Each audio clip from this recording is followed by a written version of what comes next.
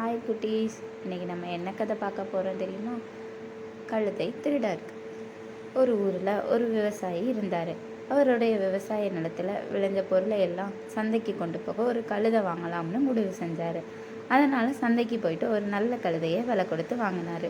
காட்டு வழியாக அவர் தன்னோட வீட்டுக்கு நடந்து போகிறப்ப 3 திருடங்க அந்த விவசாயியை பார்த்தாங்க.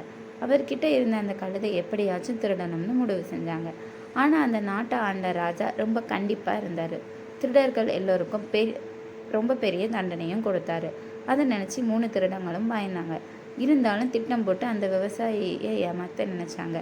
அப்போ தான் கழுதை திருடு போனதை ராஜா கிட்ட போய் அந்த விவசாயி சொல்ல மாட்டார், நமக்கும் எந்த பிரச்சனையும் இல்லைன்னு நினச்சாங்க. வெயில் ரொம்ப இருந்ததால் ஒரு மரத்தடியில் படுத்து ஓய்வெடுக்க ஆரம்பித்தார்.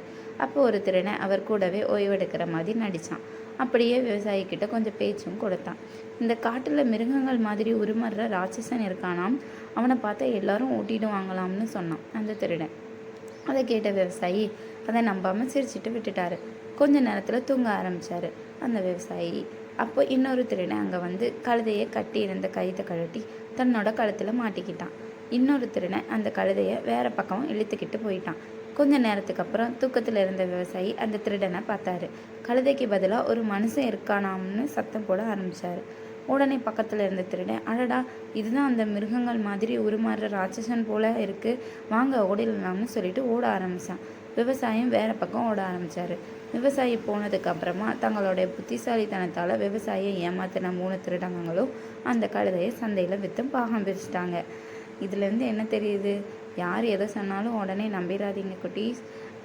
என்ன இருந்தாலும் கொஞ்சம் ஒரு நிமிஷம் யோசித்து முடிவு பண்ணணும்.